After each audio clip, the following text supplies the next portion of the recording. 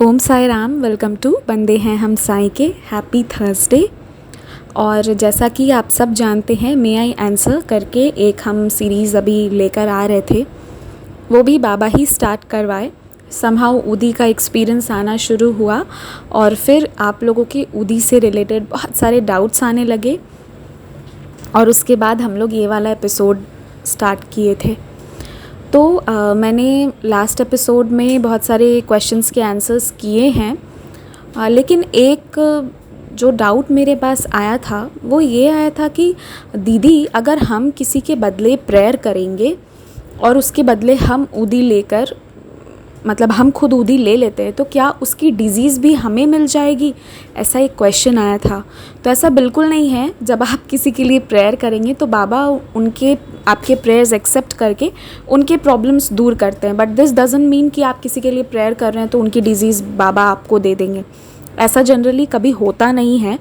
Okay, तो ये doubt मत रखिएगा। ये कोई मतलब बाबा की उदी कोई उसको ब्लैक मैजिक या जोक टोना या कुछ काला जादू, ये वो नहीं है जो कुछ लोग गलती से समझ बैठे और इसलिए कन्फ्यूजन आया होगा। बहुत नॉर्मल है कोई भी कन्फ्यूजन आना, पर ये मुझे बड़ी बात लगी क्योंकि बाबा कभी भी काला जादू, जोक टोना, ये सभी चीज़ें जो भी हैं, इन चीज़ों को वो कभी बढ़ावा नहीं देते हैं। इसीलिए ऐसे डाउट्स आए तो मुझे लगा कि मैं सबसे पहले क्लियर करूं कि बाबा की जो उदी है वो बहुत प्योर एंड पायस है, उसमें कोई भी ऐसी कुछ भी चीज़ें नहीं होती हैं, तो आप उसे बेझिझक ले सकते हैं। क्योंकि वो जो मैंने लास्ट स्टोरी आप लोगों को प्लेग वाली बताई थी, उसमें ये हुआ था कि जो लड़की बीमार थी उसके बदले कोई और कहीं और किसी और स्थान पर उदी ग्रहण किए थे बाबा से विनती करके, तो कोई और उदी ग्रहण किए थे और उधर वो लड़की ठीक हो गई थी।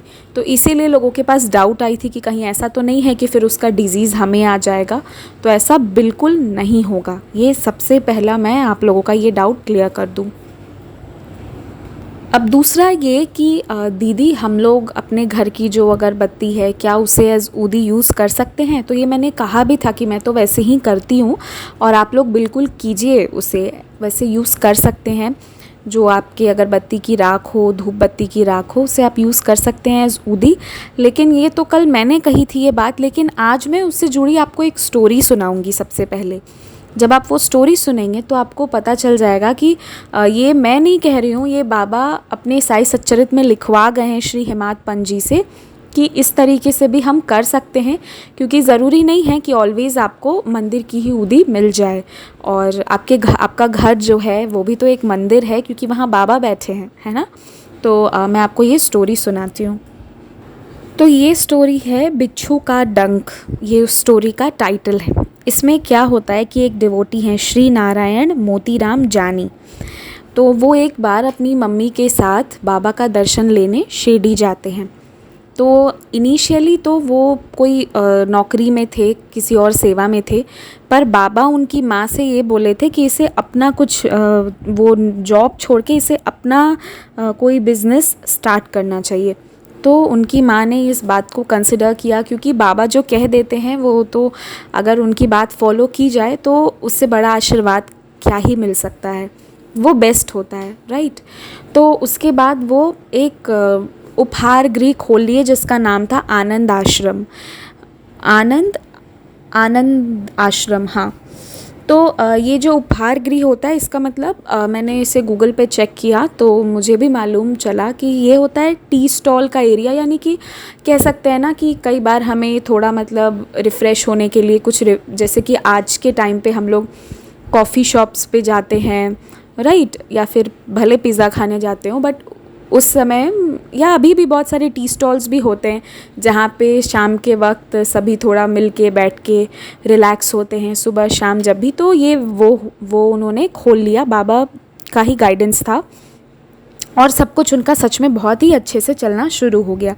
लेकिन एक बार क्या हुआ कि उनके ही जो एक फ्रेंड थे, उनको एक बिच्छू ने काट लिया। अब उन्हें बहुत ज़्यादा पेन होना शुरू हो गया, अत्यंत पीड़ा होने लगी। तो उन्हें कुछ समझ में नहीं आया कि अब मैं ऐसे में क्या करूं। तो हाँ, उन्हें फिर याद आई कि अरे बाबा की ऊदी तो रामबाण है, क्यों ना बाबा की ऊदी ही में इसे लगा दूं और ऊदी लगाते ही ये बिल्कुल ठीक हो जाएगा। पर अब यहाँ से ध्यान दीजिएगा, जब वो ऊदी ढूंढने गए तो उन्हें ऊदी तो मिली ही नहीं। अब उन्हें समझ में नहीं आया कि मैं क्या करूं। तो सामने बाबा की फ़ोटो रखी हुई थी। उन्होंने बाबा के फ़ोटो के सामने हाथ जोड़ा, विनती की, और उसके बाद जो उन्होंने किया वो ये था कि जो उनके घर पे अगरबत्ती जल रही थी सामने, उसका जो राख था, उसका थोड़ा सा वो जो भस्म था उसको उन्हें चुटकी भर लिया, और जहाँ पे वो बिच्छू के ने डंक मारी थी उस जगह पे लगाई। उन्होंने उसको ऊदी कंसिडर किया। ये बात समझिएगा, उन्होंने इसे माना कि ये ऊदी है। वो विश्वास था, श्रद्धा थी, वो विश्वास था, और उसे तुरंत जहाँ पे डंक बिच्छू ने काटा था वहाँ पे उन्होंने लगाया। और लगाने के तुरंत बाद ही जैसे इन्होंने हाथ हटाया वो तुरंत ठीक हो गई। तो ये स्टोरी आपको साई सच्चरित में मिल जाएगी। मेरी जो साई सच्चरित जी की ग्रंथ है उसमें ये स्टोरी चैप्टर नंबर 33 में है, और ये मेरा फेवरेट चैप्टर है। ये मैं इतनी बार पढ़ चुकी हूँ कि मैं आपको क्या ही बोलूँ, लेकिन फिर भी मुझे बहुत बार, हर बार पढ़ के एक नया डाउट जो है मेरा वो सॉल्व हो जाता है।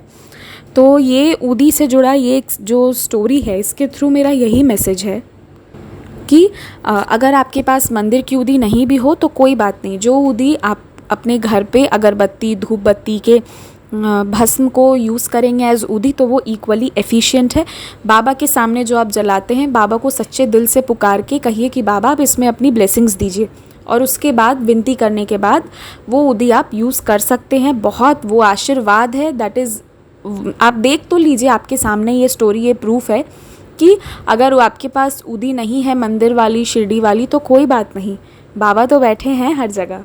हाँ, तो वहाँ की नहीं भी है तो आपके घर पे जो है उसको आप बिल्कुल यूज़ कर सकते हैं। तो ये मेरा दूसरा, आई गेस कि आप लोगों का ये डाउट सॉल्व हो गया होगा अब।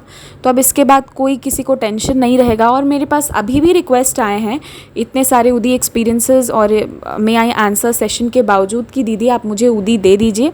तो आई गेस कि अब ये डाउट पूरी तरह सॉल्व हो गया होगा कि किसी से ऊदी क्या कुछ भी मांगने की ज़रूरत नहीं है।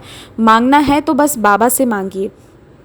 कल जो मैंने एक्सपीरियंस शेयर किया है वो भी, उसमें भी वो जो डिवोटी हैं वो बाबा से ही मांगे, किसी और से मांगने नहीं गए थे, और बाबा ही उन तक ऊदी पहुँचाए। और जो आपके घर पे बाबा हैं वो इक्वली वही बाबा हैं जो शिरडी में हैं, वही बाबा हैं जो मंदिर में हैं, वही बाबा आपके दिल में हैं जिन पे आप विश्वास करते हैं। तो उनकी ऊदी की शक्ति कभी कम हो ही नहीं सकती है। ज़रूरत है तो बस विश्वास से ऊदी लेने की।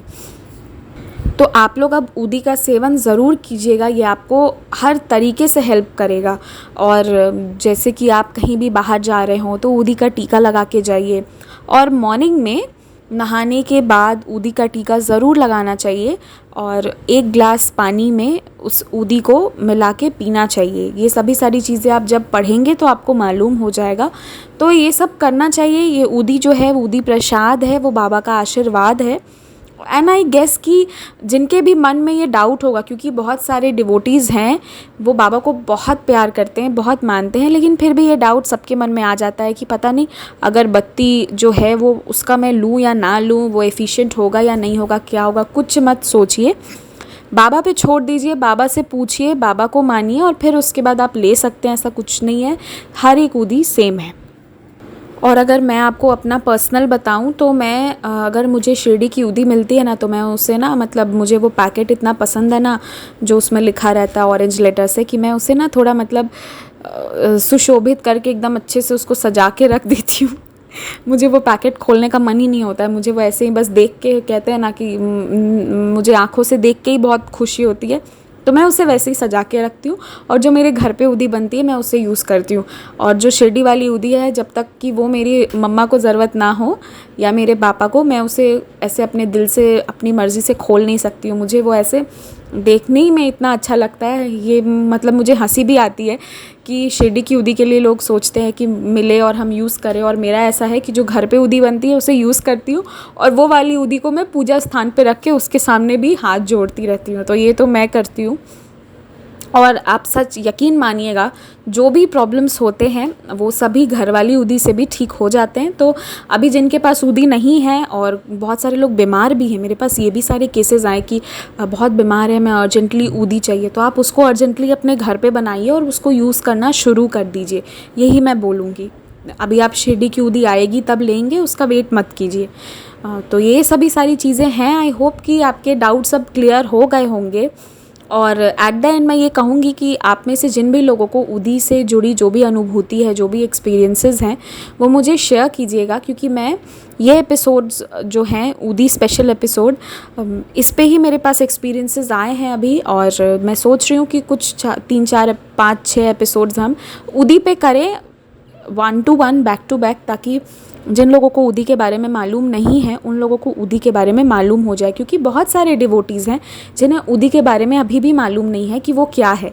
तो एज़ साइड डिवोटीज़ हमें जब हम अपने अपने एक्सपीरियंसेस शेयर करते हैं तो वो लोगों को नॉलेज देता है कि उदी क्या है, कैसे है। मैंने जो दूसरा वाला चैनल है उस पर तो मैंने अपने पर्सनल एक्सपीरियंसेस डाले हैं उदी के, और इस पे आप लोग भी अपने अपने एक्सपीरियंस शेयर कीजिएगा।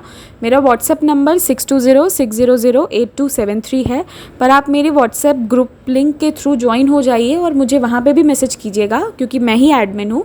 तो वहाँ से भी आप मुझे शेयर कर सकते हैं एक्सपीरियंस, या फिर आप मुझे इंस्टाग्राम और ईमेल आईडी के थ्रू भी अपने अपने एक्सपीरियंसेस शेयर कर सकते हैं।